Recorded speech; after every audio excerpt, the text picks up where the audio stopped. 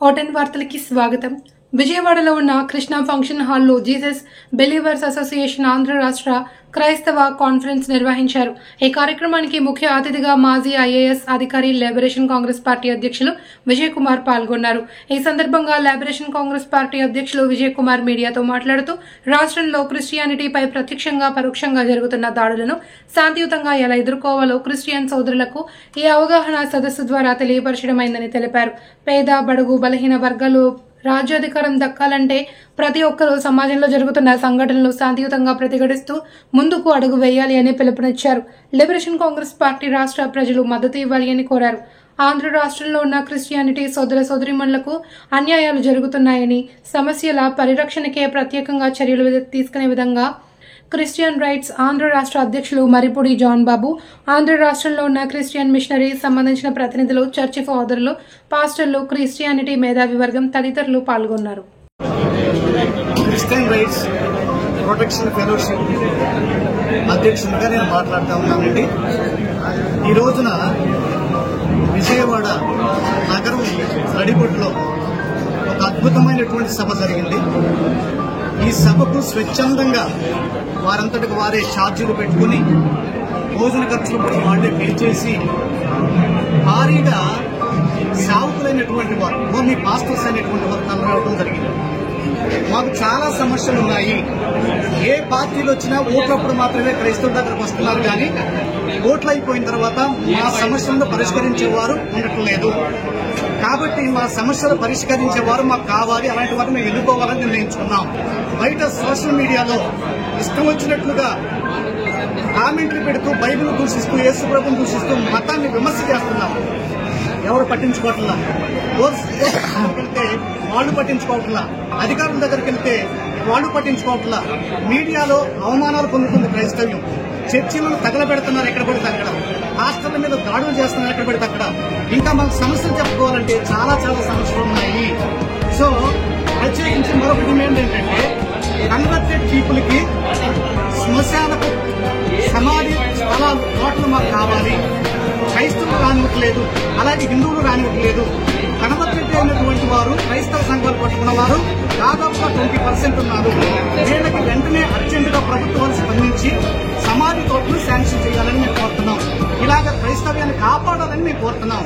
అయితే Christian rights organisation నుండి మేము ఖచ్చితంగా మరి విజయ్ కుమార్ గారికి మా సపోర్ట్ ను ప్రకటిస్తూ ఉన్నాము. దేవుడు భవిష్యత్ కాలంలో మన భారతదేశాన్ని క్రైస్తవ దేశంగా చేయుగాక.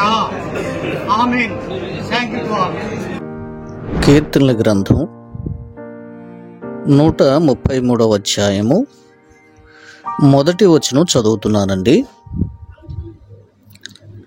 ఈ ఉదయకాలం వేళ ఈ చక్కటి వాక్య భాగాన్ని మన హృదయంలో ఉంచుకునే ప్రయత్నం చేద్దాం. Behold how good and how pleasant it is for brethren to dwell together in unity. ఎంతో చక్కని అద్భుతమైనటువంటి మాట కదండి. సహోదరులు ఐక్యత కలిగి నివసించుట ఎంత మేలు. సహోదరులు ఐక్యత కలిగి నివసించుట ఎంత మేలు, ఎంత మనోహరము. అది తల మీద పోయబడి అహరోను గడ్డము మీదగా కారి అతని అంగీల అంచు వరకు దిగజారిన పరిమళ తైలము వలె ఉండును. ఎంతో చక్కని మాటలు ఈ అధ్యాయంలో సెలవీయబడ్డాయండి. సేవా జీవితంలో ఏ డినామినేషన్ అయినా, ఏ ఫెలోషిప్ అయినా, ఏ సంస్థ అయినా, ఇండిపెండెంట్ సేవకులైనా మనమంతా కలిసి మెలిసి ఉండవలసినటువంటి గడియ వచ్చింది. మనమంతా ఐక్యతగా ఒక్క తాటి మీదకి రావాల్సిన అగత్యత ఏర్పడింది. దీన్ని ప్రతి ఒక్కరూ గుర్తించండి. రైట్, మంచిది. మరి క్రీస్తు విజయం ఛానల్ నుండి, సాంబశివరావు గారి ఛానల్ నుండి విజయవాడలో జరిగినటువంటి ఆ యొక్క అవేర్నెస్ ప్రోగ్రాముకు అనౌన్స్ చేయటం జరిగిందండి. ముఖ్యంగా మన ఛానల్ వీక్షకులు, సాంబశివరావు గారి ఛానల్ యొక్క వీక్షకులు, సేవకులైన వారు చాలా చాలా దూర ప్రాంతాల నుంచి అక్కడికి వచ్చారండి. సరే, టోటల్గా విజయవంతంగా ఆ సభ జరిగింది అని తెలియచేయటానికి నేను సంతోషిస్తున్నాను. పరిశ్రమల స్థాపన కోసం పెట్టుబడి నిధులుగా ఇవ్వాలనేటువంటి అంశాన్ని దానిలో తీసుకురావడం జరిగింది. దీనితో పాటు ప్రతి ఇంటికి కూడా కనీసం అంటే 3 సెంట్ల స్థలం ఇవ్వాలి. ఆ స్థలంలో ఇంటి నిర్మాణానికి పూర్తి ఆర్థిక సహాయం, లోన్ లేకుండా 6 లక్షల రూపాయలు ఇవ్వాలని మనం ప్రతిపాదించడం జరిగింది. ఎందుకనంటే 2 బెడ్రూమ్స్ ఉన్నటువంటి ఇల్లు కావాలి. ఎందువల్ల కావాలంటే నేను నడిచిన క్రమంలో ప్రతి చోట కూడా నాకు చెప్పినటువంటిది ఏంటంటే కోరుకునే పరిస్థితి ఉందని, చెప్పలేని విషయాన్ని కూడా బహిరంగంగా చెప్తున్నారంటే ఎంత దయనీయమైనటువంటి విషయంలో ఉన్నారు. ఒకసారి మనం కూడా అర్థం చేసుకోవాలి. సో అందుకోసం ఒక 2 బెడ్రూమ్స్ కలిగినటువంటి ఇల్లుకి 6 లక్షల రూపాయలు ఖర్చు అవుతుంది. అది స్వయంగా చూసి దాన్ని మేము ప్రతిపాదించడం జరిగింది. ఇవన్నీ నేను ఎందుకు చెప్తున్నానంటే, ఈరోజు ఈ స్వతంత్రంగా ఏర్పాటు చేసినటువంటి ఈ లిబరేషన్ కాంగ్రెస్ అనేది ఇప్పటికిప్పుడు ఈ ఎన్నికల్లో సరే, సహజంగా ఎక్కడైనా చిన్న చిన్న లోటుపాట్లు ఉంటాయండి, వాటిని మనం పట్టించుకోకూడదు. టోటల్గా మాజీ ఐఏఎస్ అధికారి విజయ్ కుమార్ గారు ఆ సభలో ప్రసంగించడం జరిగింది. అట్లాగే 1-2 మాటలు నేను కూడా మాట్లాడటం జరిగింది. అట్లాగే నన్ను అభిమానించే మిమ్మల్ని అందరినీ చూడటానికి దేవుడు నాకు చక్కటి ఒక అవకాశం ఇచ్చాడు. మరి మీరు కూడా నాతో సెల్ఫీలు దిగి మీ సంతోషాన్ని నాతో షేర్ చేసుకున్నారండి. చాలా సంతోషం.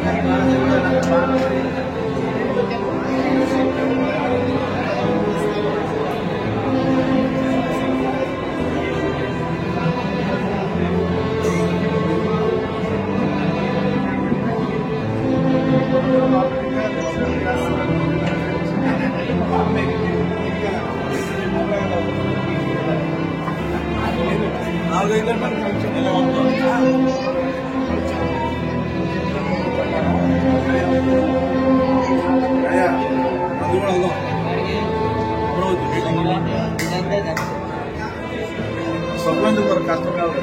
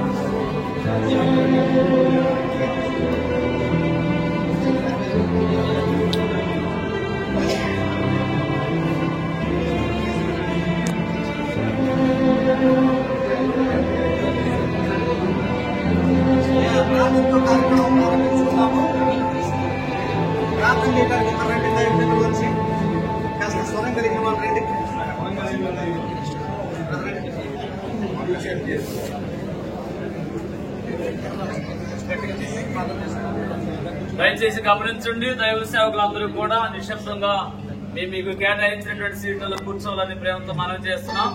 మరి ప్రార్థనతో ఈ యొక్క కార్యక్రమాన్ని ప్రారంభించుకుందాము. దైవ సేవకులు మన మధ్యలోకి వచ్చి ఉన్నారు. మరి మైకు కొంచెం ఆలస్యం అవుతుంది. దయచేసి గమనించండి, ప్రార్థన చేసుకుందాం. అందరూ కూడా సైలెన్స్ గా ఉండాలి.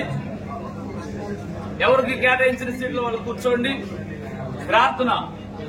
సర్వోన్నతుడా, సర్వాధికారి, సర్వకృపానిధి, గొప్ప దేవుడా, నీకు స్తోత్రాలు వందనాలు చెల్లిస్తున్నాం ప్రభువా. ఆశ్చర్యకరుడా, అద్భుతములు జరిగించేవాడా, నీకే కృతజ్ఞత స్తోత్రాలు వందనాలు చెల్లిస్తున్నాం.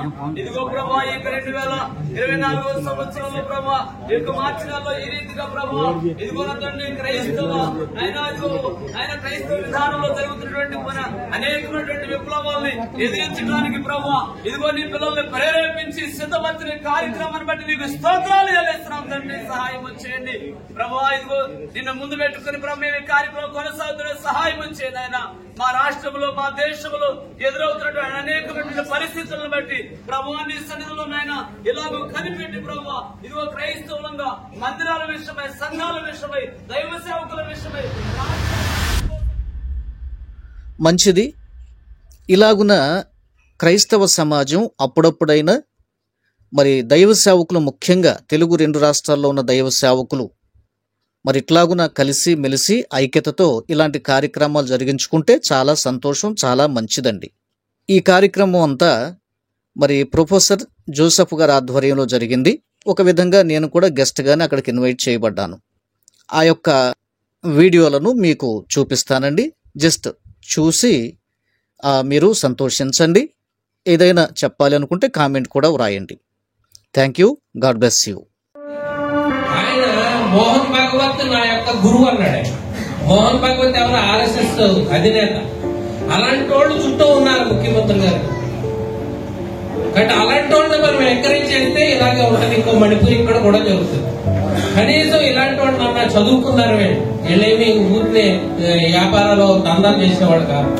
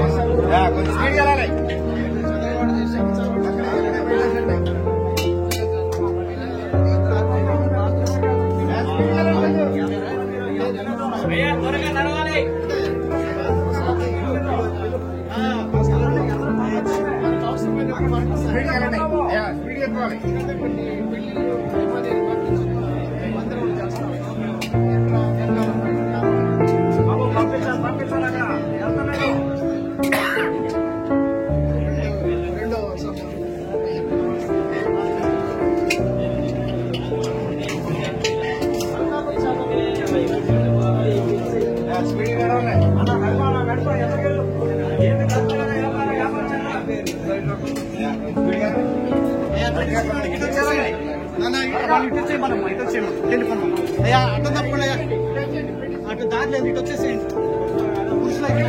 కుర్చీలు లేపేస్తే సరిపోతుంది సార్. ఆ సైడ్ మొదటి మీద ఒకటి ఒక లైన్ 2 లైన్ లేపేయండి. 2 లైన్లు లేపేస్తే సరిపోతుంది. ఈ సైడ్ కానీ ఆ సైడ్ పెట్టి చూడాలి, లోపలికి వెళ్ళిపోవాలి. ఏం పర్వాలేదు, నిదానంగా తినండి. నిదానంగా తినండి, తొందర ఏం లేదు.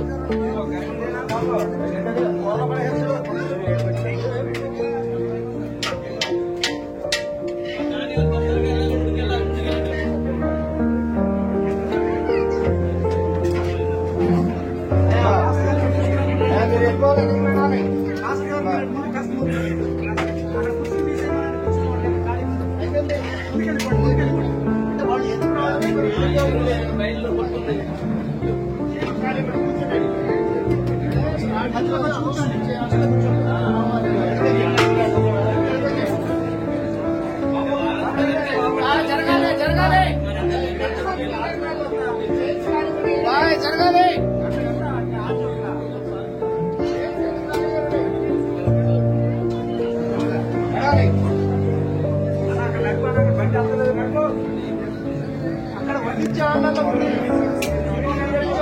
వడ్డించాలి.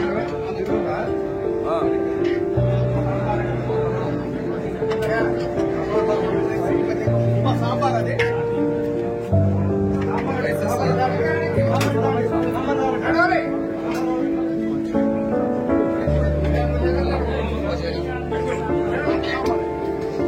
నేను వడ్డీయడానికి ఒకదానికి రానా? దేనికన్నా ఒకదానికి రావడానికి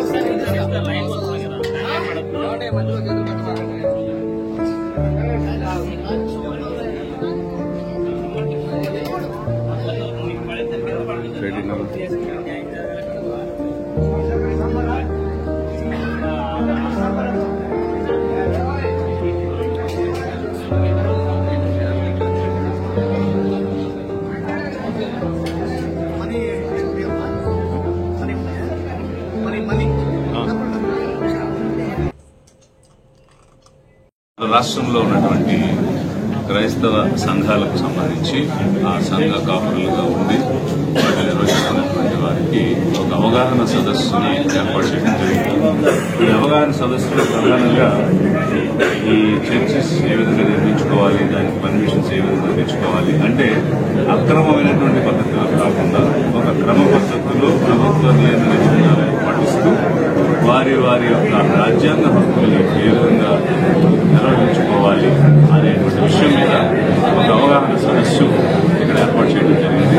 ఈ అవగాహన సదస్సులో ప్రార్థనా మందిరాల నిర్మాణం దగ్గర నుంచి వాటి నిర్వహణ, వాటితో పాటు ప్రభుత్వం ద్వారా వచ్చేటువంటి రాయితీలు, ప్రభుత్వం ఇచ్చేటువంటి అవకాశాలు ఏ విధంగా ఉన్నాయనేటువంటి విషయాలన్నీ కూడా ప్రస్తావించడం జరిగింది.